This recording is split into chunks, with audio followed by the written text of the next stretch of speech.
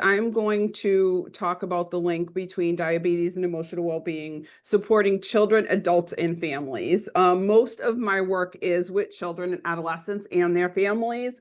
I have done some work with adults, but it's mostly been in pediatrics. Next slide, please. So the training objectives for today is to understand how how emotional well-being impacts on diabetes management, compliance, identify symptoms of depression, anxiety, and diabetes distress, learn how to learn what a PHQ-9 GAD-7 is and how to use it, because it's a screening tool that can be used by anybody. And the list of the 88 behavioral screening tools, and also a link to the toolkit, which is a whole book that they have for reference. Practice discussing emotional health with clients and knowing when and how to refer to a behavioral health support person. There are things that can be done in a medical setting, in a clinic, and there are some things that should be referred out to a mental health professional. Next slide, please. So understanding the link, living with diabetes, it affects mental health through stress, through stigma, through treatment burden at times, exhaustion, fatigue with treatment. Depression and anxiety are 2 to 3 times more common in people with diabetes and other complicated medical issues than the general population. Emotional well-being influences blood sugar control and adherence. Next slide. So challenges faced by medically complex clients. So with diabetes or with other complicated medical issues. Depression and anxiety, there's increased risk due to chronic illness, medical procedures, uncertainty about health.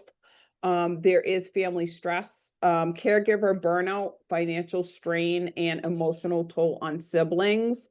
A lot of medical issues that affect the child. A lot of times the siblings are unintentionally forgotten about. You know, if you're kind of address the issues of the child with the medical issues, as long as the other kids are not given too much problem, they're kind of just there.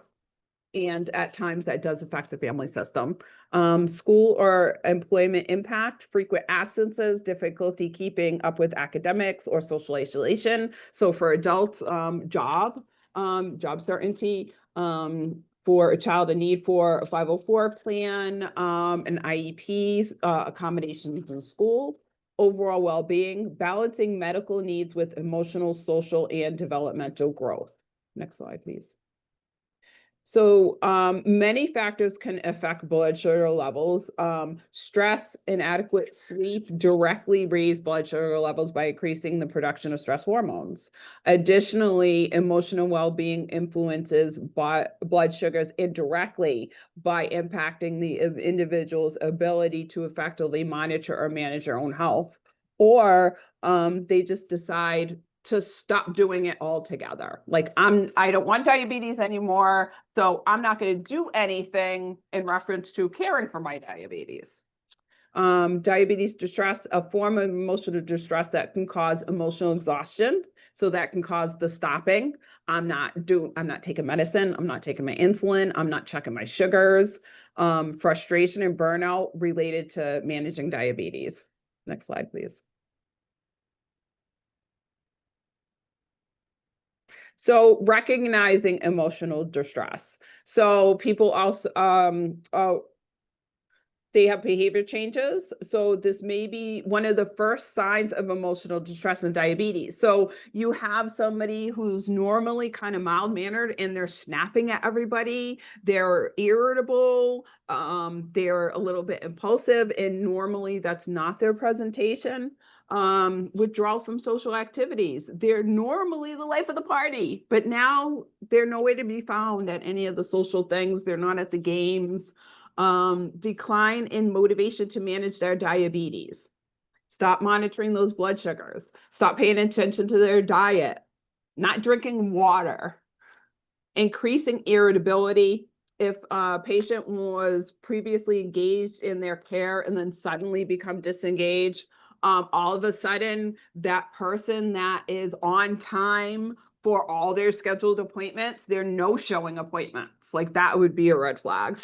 Mood swings. Patients with diabetes may experience significant mood fluctuations that impact their emotional well-being. So they could have mood swings with the ups and downs of the sugars, but also just with the mismanagement of it, they could have mood swings. They might go from feeling overwhelmed and anxious about managing their condition to feeling hopeless or depressed. Like, if these things are not working, there's no hope for the future, and this is never going to get better. And my diabetes is just going to be this bad all the time. I'm never going to be able to manage it and live functioning how I want to. Observing these mood swings can be crucial for healthcare providers and caregivers, as emotional stability plays a vital role in diabetes management. Next slide, please. Recognize emotional distress. So changes in sleep. Patients may experience insomnia, difficulty falling asleep, excessive sleeping as a way to escape their feelings. A lot of kids that I see, even just in mental health now around the age of 10 to 12, with new diagnosis of type 1 diabetes, extreme thirst or extreme sleeping. That is what I get as a complaint when they come in for mental health. They're always drinking or they're always sleeping now, and they never did that before. A change in sleep habits can significantly influence both medical and both physical and mental health, making it essential for caregivers to pay attention to their patients' sleep patterns. One of the things with any kid with a medical issue, and I'm doing mental health, I'm always asking how much water are they drinking? How are their meals? Like, what do they eat in what times of the day? Like, do they graze? Do they eat meals? And when do they fall asleep? Do they stay asleep? And when do they wake up? I ask that almost as a general, because generally children and a lot of adults don't drink enough water anyways. But if you have medical issues, then these things are more important, because it equals a healthy balance, you know, being able to sleep well and get enough sleep, being able to get enough nutrition and enough water, is all helping in that process. Next slide, please.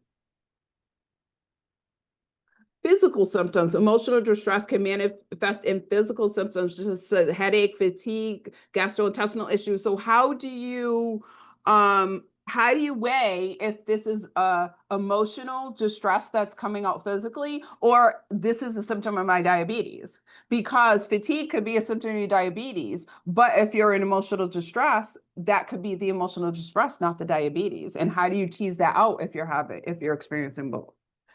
Patients may also experience increased blood sugar levels, as emotional stress can affect glycemic control. Identifying and discussing these symptoms with patients can provide insight to their emotional state. I have a question. Sorry.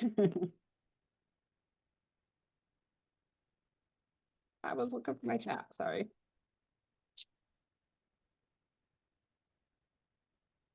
How does SES cultural ethnic status impact diabetes self-care habits? It affects it a lot, because so socioeconomically, right? Do they have benefits? Are they on SNAP? Because if they're on SNAP, then they have to look at what types of foods they can get. Encouraging, like during the summer farmers market, fruits and vegetables, looking at like one of the things I do a lot sometimes is that healthy plate, like, because it's very visual. You can look at the portion control. I do that a lot to see if they have all their food groups in there. But also ethnic and cultural, like, do they have traditions on food? You know, do they have traditions on just self-care, things like that? So absolutely. And one of the things I would do is ask, what is their traditions around food? Do they have any? Is there any reason they can't follow the diet that they should be following? I would just ask those questions realistically. Next slide, please. Diabetes management is complex and many patients feel overwhelmed by the demands of their condition. If a patient expresses feeling frustration, helpless, being overwhelmed, it is important to recognize these feelings as valid emotional distress. Open communication can help patients feel supported and understood. Anxiety about complications. Patients may exhibit heightened anxiety about potential complications of diabetes, not even actual, but potential. Like, oh, you have a diagnosis of diabetes. Oh, let me go on computer. Let me research everything, good or bad, suggested or not, and go into the next visit and, oh my God, I think I have retinopathy, neuropathy, all of this. So there is a chance to go down that rabbit hole and just think of every bad situation that could happen once you get diagnosed. So this anxiety can lead to avoidance behaviors, excessive focus, affecting their quality of life. So either not doing anything or looking up everything and can I have a pump and can I have this and can I have that, even if it's not indicated, just because it's the hyper focus on it. Gently discussing the fears and providing education could help alleviate some concern. So if somebody comes up and they're hyper focused on it, one of the things I would do is, where are you looking online for these things, and give them suggested sites. Tell them where they should look for it, because yes, they should be looking into their own health, but you want them to look in the right place. There are a lot of wrong places that you can go on the internet, but there are a lot of places where they have very good information, and I would guide them that way. Also, I would ask them, have friends and families have any opinions on your diabetes? Friends and families have a lot of opinions on a lot of medical issues, especially when you say, I was diagnosed with this. Oh, we have to do this and this and this, because you want to dispel things that are not correct. And so you want to give them the right information, and it can also guide them to show them how to speak to their family member. Oh, that's good information. I'll take it into consideration, but I'm going to do this and this. So they can kind of take charge of their own medical health with that. Next slide, please. Diminished coping skills. If a patient seems to struggle with everyday stressors more than usual. So, usually they have two jobs and they're handling that. They were coming to visit and they're not tired, they're not forgetting things, but all of a sudden, things are kind of upside down.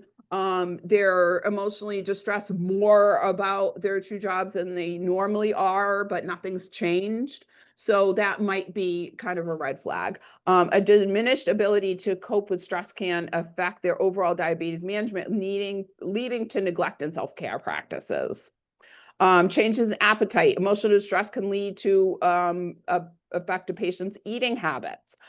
Eating more than usual is a form of comfort. If they start going to that as a habit, or losing interest in food entirely, or being very specific about carb counting, calorie counting, and doing it like to the number, like being very exact with it can be an issue as well.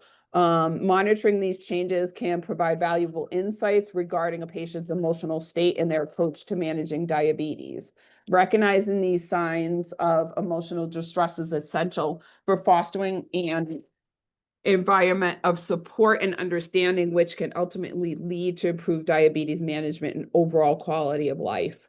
I do have a question. How can we encourage diabetics to test blood sugars? Most say they dislike sticking themselves.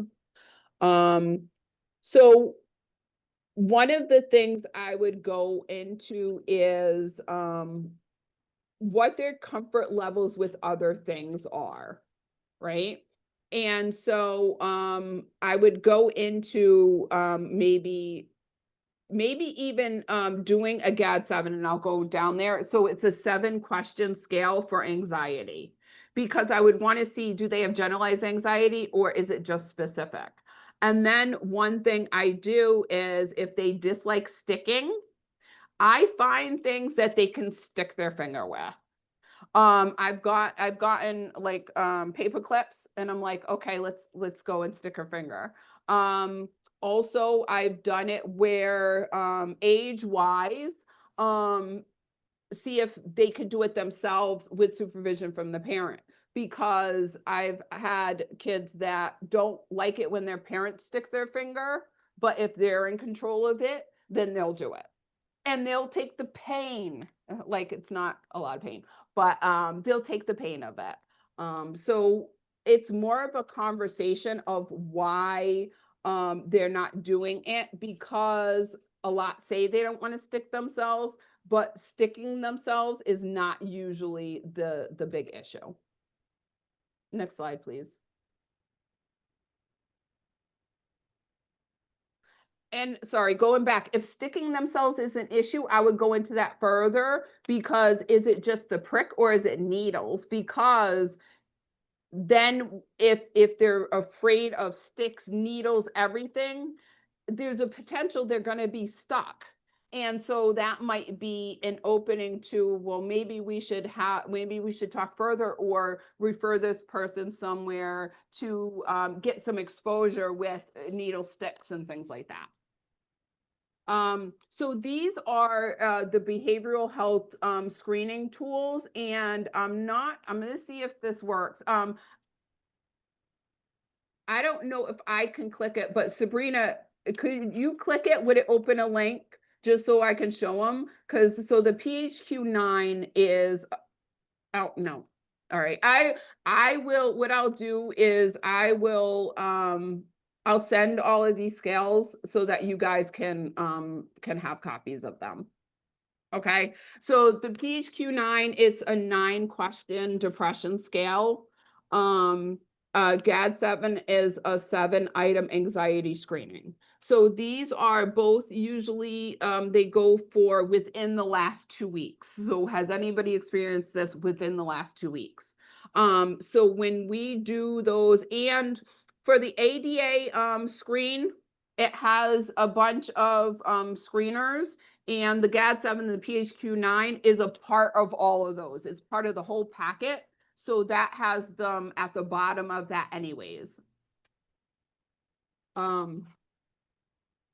Sorry, let me go back. So the PHQ-9, the GAD-7, so those are screening tools. They are to be used for whatever, for the last 2 weeks. So a lot of times if I have somebody either that has experienced anxiety, depression, I'll go ahead and do that anyways as a beginner, and then I will do it on a regular interval. Now, if they're positive or high, then I would do it every 2 weeks.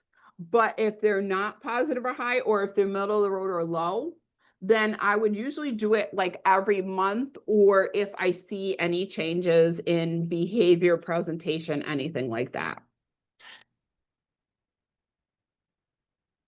Next screen, please. So the American Diabetes Association, they have really good educational tools that are very diabetes specific with behavioral health integrated. So the Diabetes Education 101 for behavioral health professionals, so that's a program that's intended for behavioral health providers who treat people who are at risk or living with diabetes. So right here, this is the link to the diabetes and emotional health workbook. It's like a big workbook. It's like 40 something pages, but it's a very good resource.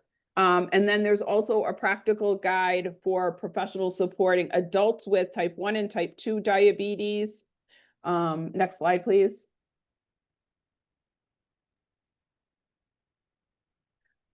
Right here is the link to the toolkit. So if you go into that main page that's on the previous slide, then it pulls up all of these with the attached links. So, and then the toolkit questionnaires, I listed all of the questionnaires that are in that toolkit of questionnaires. So there's the problem areas of diabetes scale, the diabetes distress scale. This diabetes distress scale is type 1 specific, so it's specifically for type 1 diabetes. The hypoglycemic fear survey, so it's their level of fear around having this or around doing it. And then the insulin treatment appraisal scale. And then at the end of these, it has a PHQ-9 and a GAD-7. One of the things that's really good about these scales is it has a guide in how to use the scale and then kind of what to do afterwards. What if I have somebody that is through the roof on the scale? It'll tell you, it'll give you guidance on what to do with that. Next slide, please. When and how do I screen? So at diagnosis, I would do a screener annually, or if symptoms emerge. So if they seem to be doing okay with the diagnosis, they seem to be understanding what they need to do, then I may do one at diagnosis. Or I may do one if I have concerns, if any of the symptoms come up. If the screen is positive, I would continue to screen at regular intervals. If it's really high, I would still continue to screen where I am, but I would also refer out for mental health services possibly. Introduce the screening in a supportive way. So in some clinics, they might do a universal screening. So I worked in the cystic fibrosis clinic for several years in Baltimore. And for kids over 12, they did universal screening of the PHQ-9 and the GAD-7. So that was one good thing. So it didn't have to be introduced as, oh, we think we see signs of depression, let's screen you. It was, we do this with every single client. We do this with every single patient. So this is just something we do with everybody. If you screen out, that's great. If you screen in, then we might talk to you further about what the numbers mean and what we can do for follow-up and help. But if you are not universally screening, you can say, many people with diabetes feel stressed or they feel down. We can check on how you're feeling. If people don't like the word mental health, I always say stress. This must be really stressful for you. I have just a few screeners that can help identify if the stress is causing any depression symptoms or any anxiety symptoms. But if possible, it is good to integrate it into practice for universal screenings beginning at a certain age. And I say at a certain age because it's based on the clinic or the recommendations for the disease process itself on when screening should start. So, I mean, CF Clinic, they just picked age 12 because they did a study of where they were having higher incidences of anxiety, depression in children and adolescents. I have a question. Do you recommend screening, checking in with folks who have pre-diabetes as well? I do. And with that, I would say it's probably more if emotional symptoms emerge or if they start having a lot of questions, because sometimes pre-diabetes can scare people. They're like, oh my God, I have pre-diabetes, I'm being diabetic. Especially if they have family members that are diabetic. So I absolutely would do the screening if either they're seeming unsure about the diagnosis, concerned about the diagnosis, or they just start really getting nervous about having diabetes because they have the pre-diabetes diagnosis. Use the results to guide care planning and referrals. Next slide, please. So this is just kind of a scale really quickly. If they have mild symptoms, I might continue to monitor. I might rescreen. It says 3 to 6 months. I wouldn't wait that long. I would probably change that to 3 months with mild symptoms, because sometimes sometimes you can't tease out whether the symptoms are clinical or environmental. So is it a result of the diagnosis and having diabetes, or is this a clinical presentation anyways in the back and the diabetes or the medical issue is exacerbating it? So severe crisis protocol, I would do immediate referral. Emergency response only if they have intent. So I would say on the depression scale, like if they have intent or if they have active suicidal ideation, even if they don't have a plan, if it's not going away, I would say that would be emergent response. But if it's severe, they don't have a plan, they have supportive family, they have somebody that's there that could get to crisis if they needed it, then I would say referral, but not crisis protocol where it's an emergency crisis. Next slide, please. So what are some interventions for this if it's referred for mental health treatment? So CBT, cognitive behavior therapy, regular CBT is fine. But they do have some modalities that are adapted for certain medical conditions or for medically complex patients. Family systems therapy is psychoeducation, because a lot of times individual issues with diabetes affects the whole family system. Skill building, you want them to be self-resilient when you want them to learn how to cope better with what's going on. And then language access, culturally sensitive. We want to make sure that if you have somebody with language barriers, that we're able to communicate with them.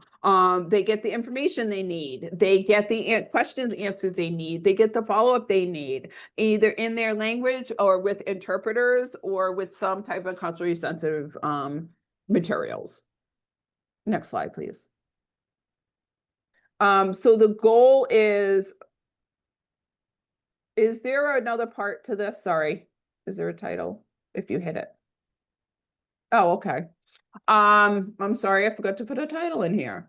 So this is CBT. The goal is to help clients identify and change unhelpful thoughts that affect mood and self-care. The focus area is negative thinking. So it's changing the negative thinking, challenging negative thoughts. A lot of times it's challenging an all or nothing belief, if about diet, about glucose readings. I can only eat these types of foods. I can never eat this again. That type of thing. Avoidance of medical routines due to fear or shame. Pill swallowing, big thing, If you have any oral medications, I used to get a lot of calls for non-adherence and non-compliance. And I was like, okay.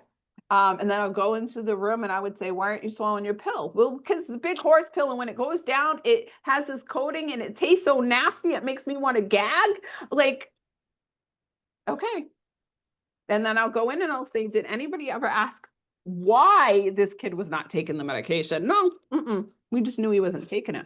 Well, is there a liquid form? Is there a different suspension for this? Is there a smaller pill? Even if it's a different dosage that we have to work with. Can we cut the pill? Is it a crushable pill that we can put in food? There's all types of different things that can be done, because avoidance and non-adherence is not usually just avoidance and non-adherence. It's usually for a reason. They don't want to not take their med. They don't want to not go to the doctor. It's usually for a reason. And some of the CBT techniques, cognitive restructuring, so replacing negative thoughts with realistic, hopeful ones, or actual information, scrolling on the internet on those websites they shouldn't be on, looking for information, dispelling those myths and saying, okay, well, if you go on the ADA website or if you go on the Diabetes Network website, we do have realistic information. Go on there, look at it, come back and ask me some questions. Problem solving and goal setting, behavioral activation, increasing pleasant health supportive activities, coping skills rehearsal. So grounding, meditation, mindfulness, self-talk. That also helps. So mindfulness techniques, breathing, that also helps with the finger sticks. If they can get some mindfulness practice, if they can get some meditation in, a lot of times that helps with the finger sticks. I used to do that a lot, and I was in infusion clinic, and I had kids that got blood transfusions or medication transfusions, and we did a lot of mindfulness in there with getting that IV placed to get the infusion.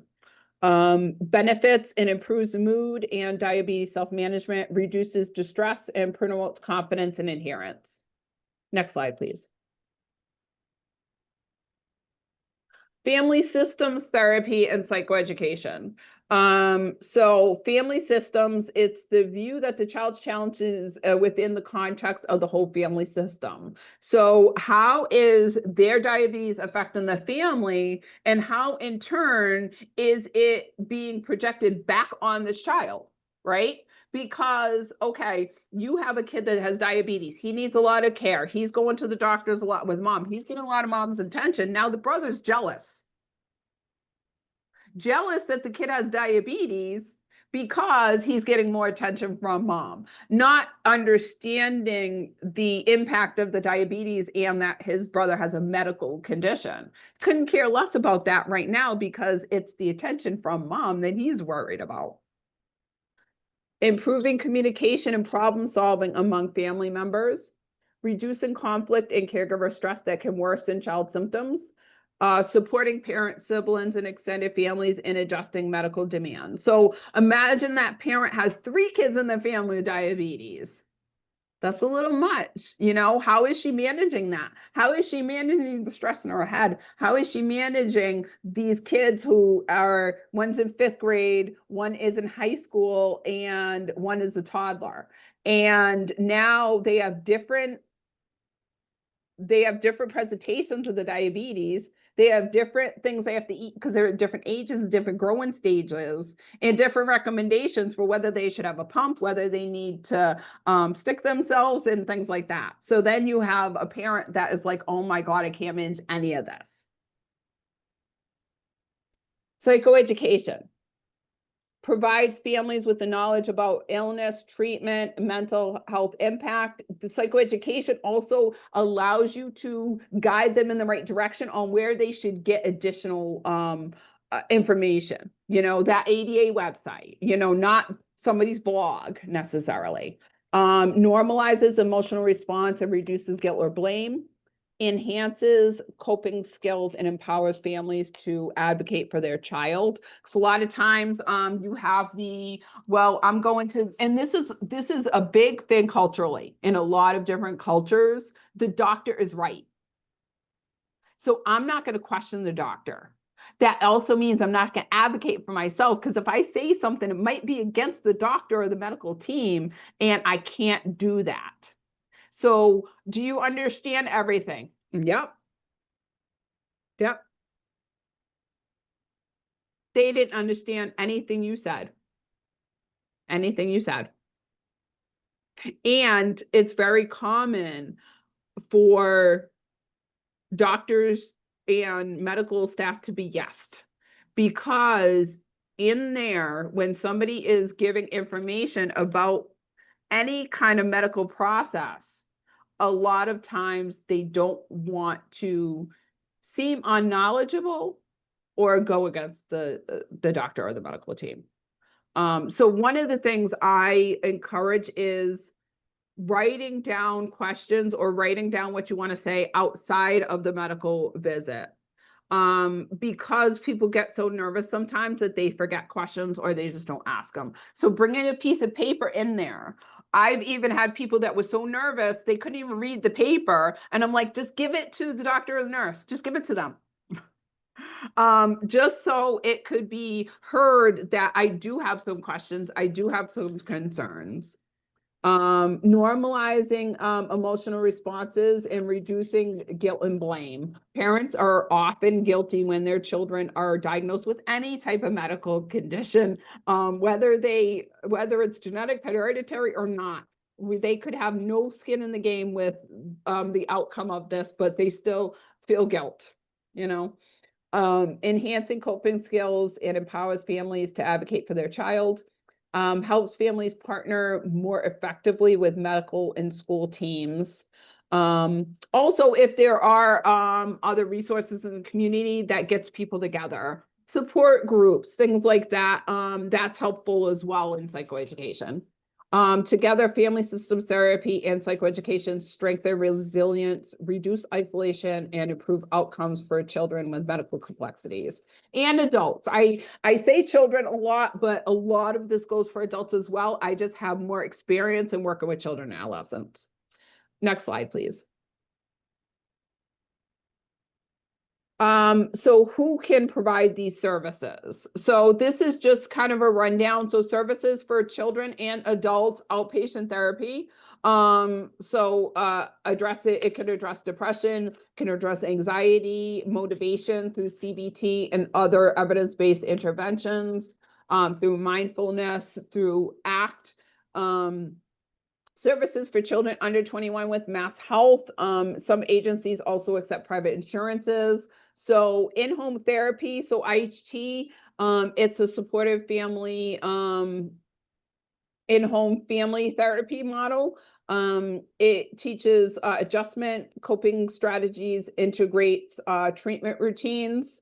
It's also a multidisciplinary approach, working with different teams, IHT, TM, and OP, which is outpatient therapeutic mentoring and in-home therapy. Therapeutic mentor, they take a client out into the community and practice skills. So whether it's coping skills or social skills, it is a hub dependent service. So they have to have a clinical service, and that's either outpatient therapy, in-home therapy. There are more now, because in October, CBHI put additional services into place. So they have a FIT program as well. So that's IHT, but it's has a family partner as well. So you have 3 people in the home. It's more intensive, and it's like 3 to 4 days a week. This is if they have a mental health need, right? So they don't have to have the medical, they have to have the mental health. But if it's a child with medical and mental health needs and they need increased services, so outpatient is once a week, in-home therapy is usually twice a week in the home, and then FIT is 3 to 4 times, could be 5 days a week in the home. Next slide, please. So for IHT and TM, MABA Access. MABA is the Massachusetts Behavioral Health website. You can go on that website and you can search for in-home therapy, therapeutic mentoring. I also put IHBS on there. That's in-home behavioral services. My agency doesn't provide behavioral, but there are the agencies that do. It's behavioral rather than therapy, but it's in-home, it's intensive, it's 2 to 3 days a week in the home. They also have listings for OP open access. So what that is agencies that have outpatient, and they have either walk-in or same day outpatient services. And then outpatient therapy is not on this website because that's CBHI specific, which is Children's Behavioral Health Initiative, but contacting in the insurance of the providers on the back of the card, or sometimes I've gone to Psychology Today, but it's just looking up traditional regular outpatient clinicians.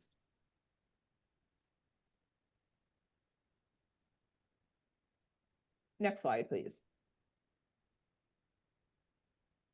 So why collaborate between mental health and medical teams? So mental health and medical collaboration is very important. And for the teams I spoke of before, like in-home therapy, in-home behavioral therapy, even the therapeutic mentor, if a child has medical needs, they are encouraged to have multidisciplinary team meetings with that medical team.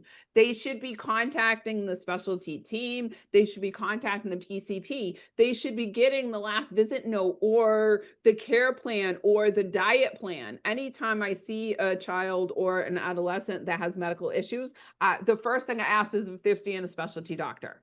If they're not, I ask if the PCP has a diet plan or a medication plan, or if they have any specific plan specifically for their disease process or medical issue, because I want to know if the family's following it. And if they're not, I want to know why. So collaboration can help with holistic care, treats the whole child, emotional, behavioral, and physical, improves adherence, supporting families and following medical treatment plans. Because one thing that I notice in medical care, people tell people what they think they should hear in their position. So I've worked with kids and I'll talk to the medical doctor and they're like, well, they're not taking their medication. And I was like, well, I met with them last week and they weren't telling me that. I'll circle back and I was like, oh, I talked to the doctor and they say you weren't taking this medication. Oh, well, that was the medical thing. So I told the doctor. But it's important for adherence purposes as well, right? So I should know that too. Sometimes they don't want to talk about it. Sometimes they really forget and they're like, well, that was the doctor. So I thought I should speak about the medication with the doctor and not with you. And they don't realize, like, we all talk to each other. We all want to have knowledge of what's going on in the other factions because we want to make sure everybody's on the same page and getting all the same information.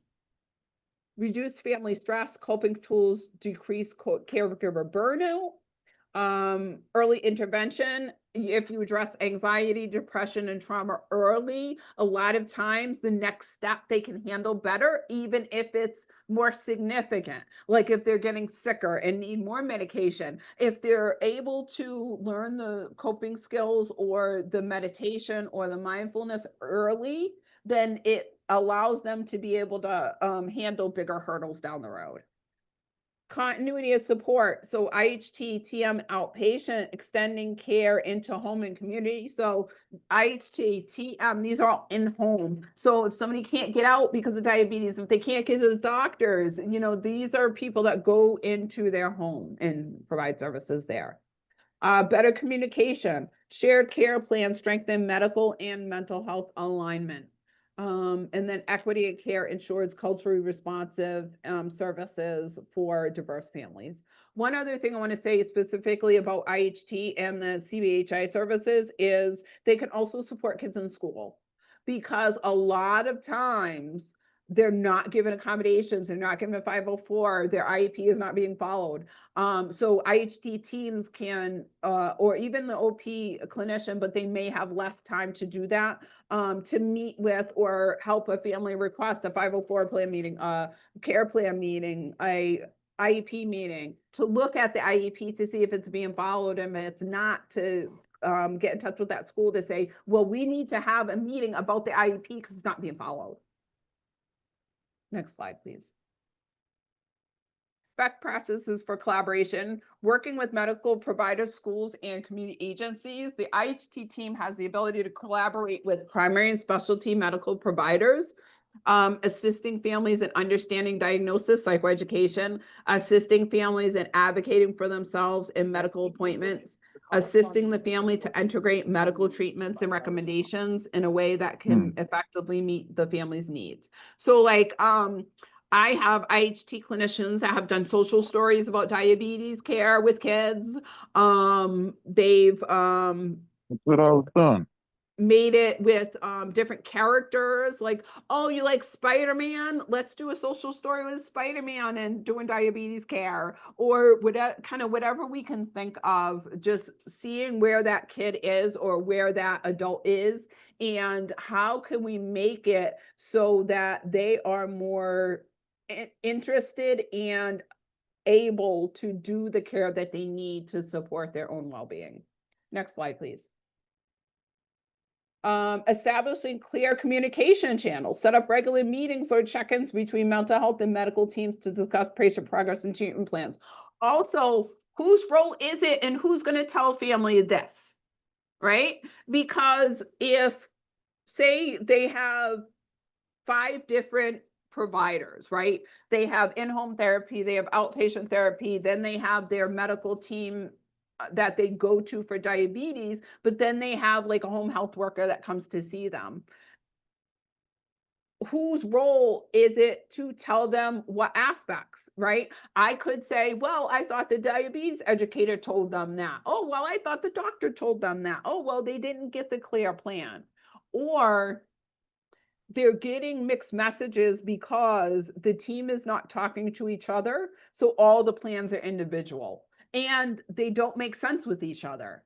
So the family can't possibly do them, but they're not going to say anything because they may look non-compliant. So they just quietly don't do it in the background. And then we find out down the road, oh, well, they weren't doing this for 2 weeks. And that's just because they were confused on the directions and they didn't know who to ask.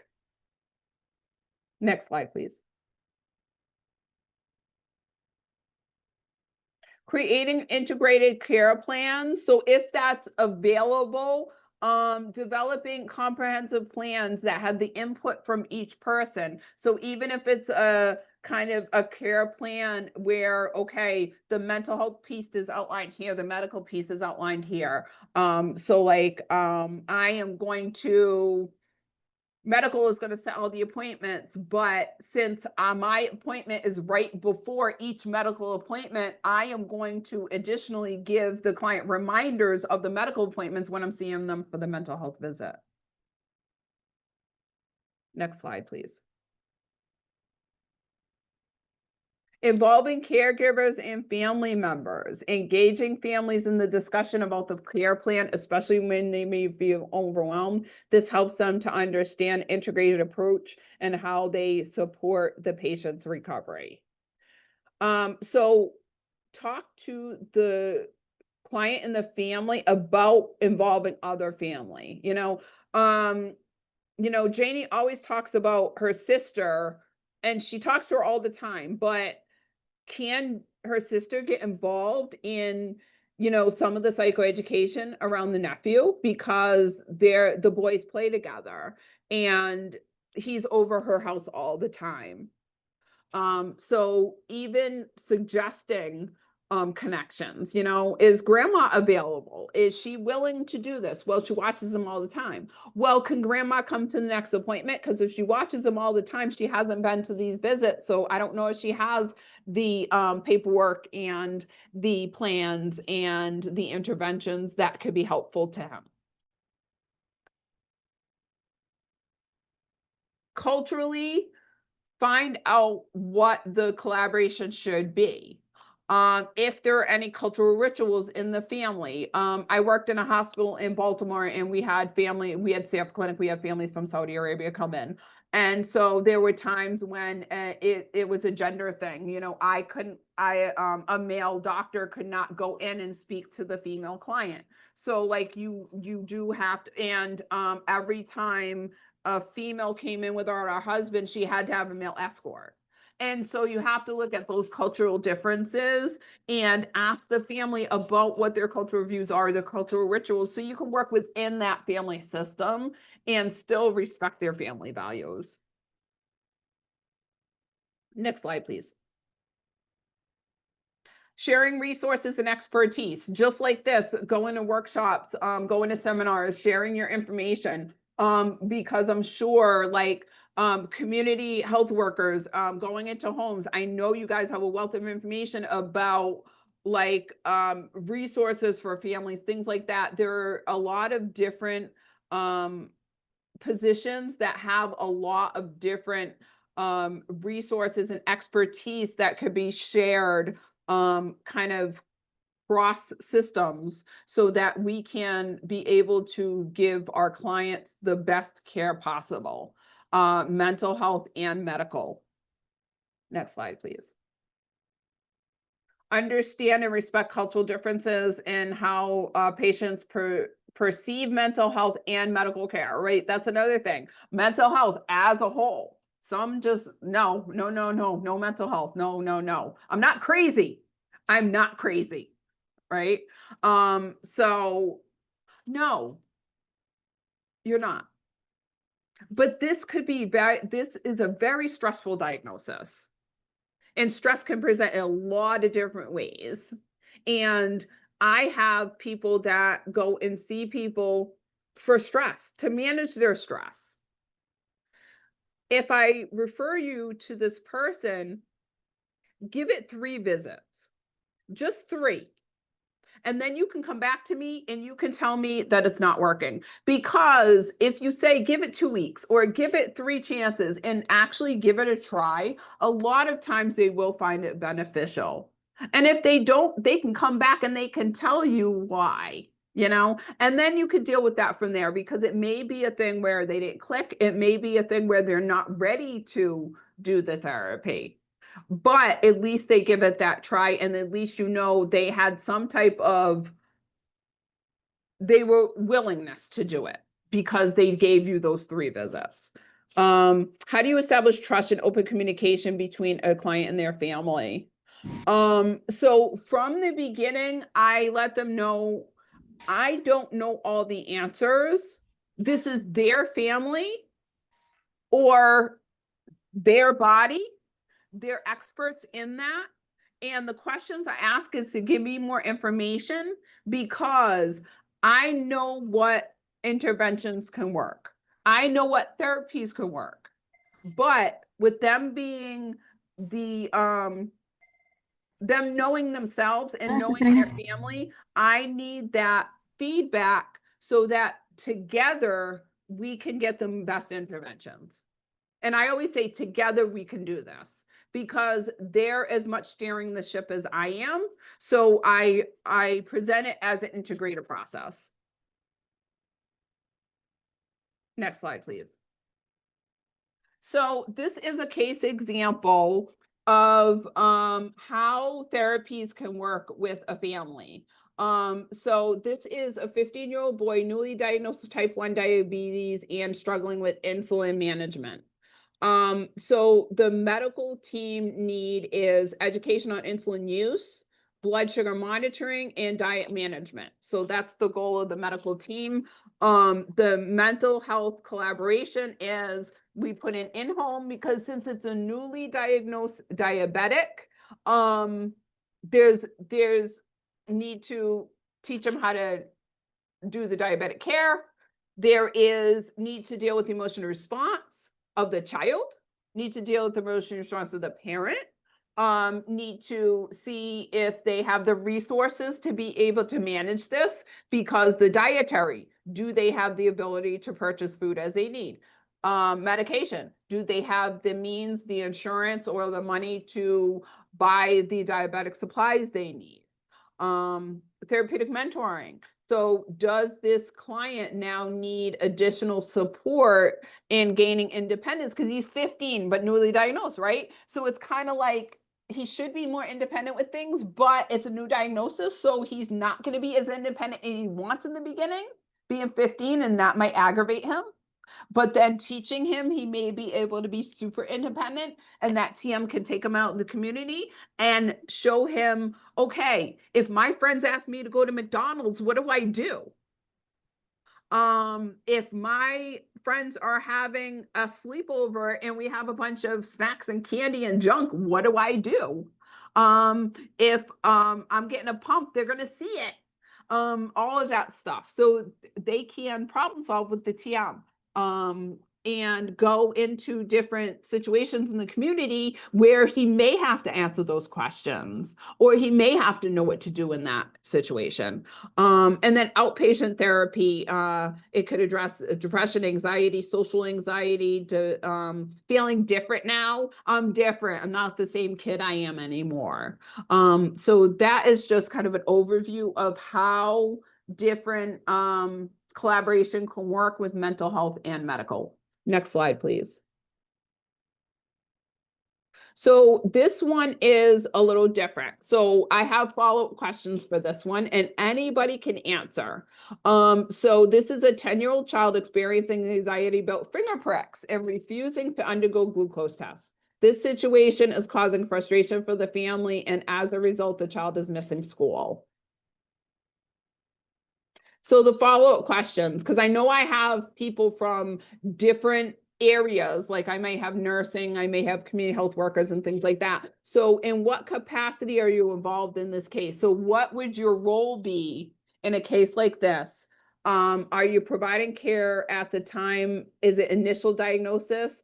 Is this a school nurse or in another role? What strategies would you consider to effectively address the anxiety around the glucose monitoring, encourage compliance with necessary medical checks? And how would you engage the family to help them navigate this challenging situation, improve the child's experience? And what resources or support could you recommend to aid both the child and the family in overcoming these challenges? So does anybody want to answer question number 1?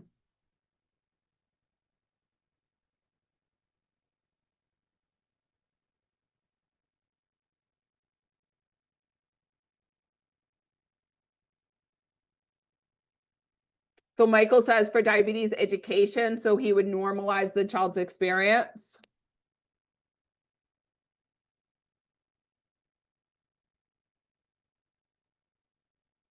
What about strategies? Because somebody asked me about finger sticking. So what strategies can somebody consider with anxiety that you can use in the setting you're in, right?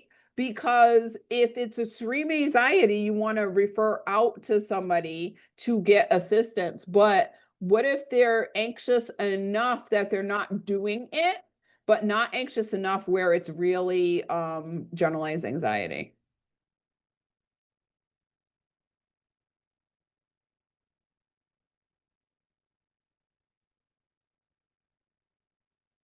Get to know the child, start with a piece of fruit to prick it. That's good. We use objects all the time. Sometimes it's also can they get a transitional object? Because if we're sticking fingers on the left, can they get something to squeeze it on the right? Squeeze so hard. When in infusion clinic, we had a lot of fidgets, a lot of things that you could squish and squeeze, a lot of the squishies, because they would realize if they were able to squish really hard with one hand, they can handle a finger prick in the other. Invite the family members to try too. Yes, mom, are you okay with getting your finger pricked? Oh, it's okay.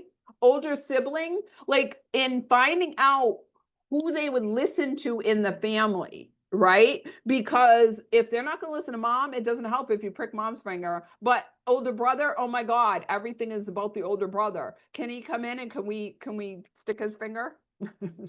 A doll. Sometimes if we do it with a doll, that helps. Glucose centers. Mm-hmm. Discuss trying a CGM. Include peers, best friend to support. That's an idea. Yeah. Count or sing in the favorite song. Yep. Distraction. Distraction is a great equalizer. It is awesome. Also like in the hospital we had a those it's like the hourglass, but it has the gel in it. So they had a full size one that is like 7 feet tall, and it was just an hourglass, and it would just go, and it was very visually stimulating, had all the liquid in it. So something visually stimulating, watching a movie, watching a video, sometimes that helps with distraction too.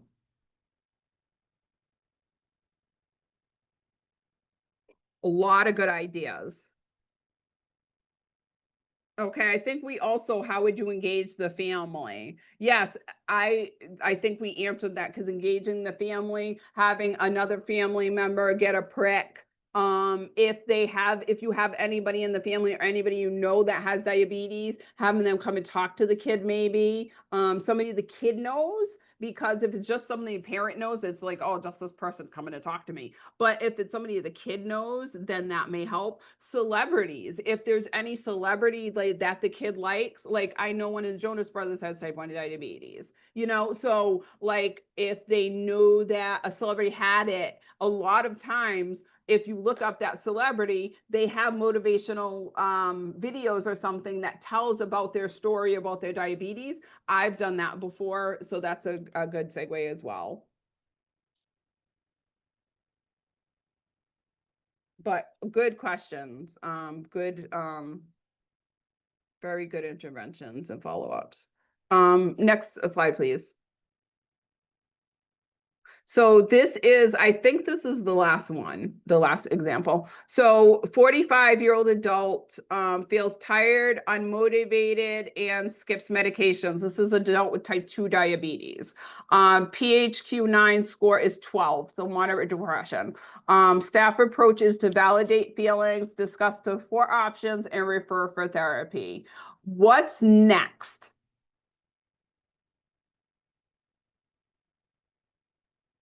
So what else either can be done or what are additional next steps that should be considered?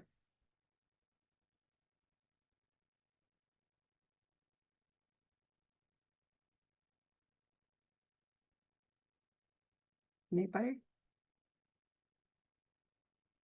So one of the things I would do is I would find out if he is single. I would find out, see exactly, is it Shenny? Sorry if I'm pronouncing that wrong, but yeah, supports at home. Who is home with this guy? You know, he's unmotivated, he's tired, he's depressed, and he's not taking his medication.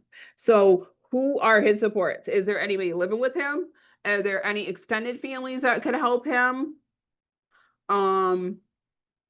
Additional resources, is there anybody that can he get a referral for like a home visiting nurse to see what is going on at home, to see if he has the medications, to see if I can identify him? I would probably do if he's already a client, I would probably kind of assess further to see what his social and financial supports are. Does he have the ability to buy the medication? Is his baseline unmotivated? Has he always been unmotivated, or is this a change in his presentation? Make sure he is safe, avoiding hospitalization. Yes, because if he's skipping his medication, you might want to check his medication levels and make sure that he is physically stable. But I would go into all of that. You are in addition to validating feelings, discussing support options, you're finding out who are his people. Does he have family in the home? Does he have family outside the home? If he doesn't, does he have extended resources, collaterals? So, you know, an adult could live alone, but do you have friends? Do you have neighbors? Do you go to church? Do you have churchgoers? Things like that. So what is your social circle like? Or who can you elicit for assistance? Lifestyle interventions, is he open to trying meditation? What types of physical movement would he be willing to try? How is his sleep quality? Yes, because when you're depressed, is he sleeping more? Is he not going out of bed? Is this because of the depression and he's not taking the medication? So the depression is making him tired, but also the diabetes making him tired because it's not effectively managed. What is his vision for his health? Yes, what does he want it to look like? And referrals for services, for safety, and connect with referring. Absolutely, absolutely. Next slide, please. So bringing it all together, the link between diabetes and emotional well-being, whole person care. Diabetes management succeeds when emotional, behavioral, and physical health are all well supported.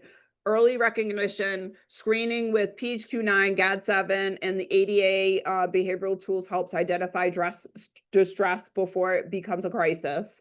Empathy in every interaction, compassionate listening, cultural responsive communication, building trust and adherence. Collaboration, medical and behavioral team working together to ensure coordinated, effective care. And your role matters. Whatever your role is, it matters. There's stuff you can do in your role. So either whether you're a nurse, whether you're a doctor, whether you're a community health worker, you can contribute to the improved quality of life for the clients and their families. Next slide, please. Takeaway message is supporting emotional health is diabetes care. So small, consistent efforts make a lasting difference.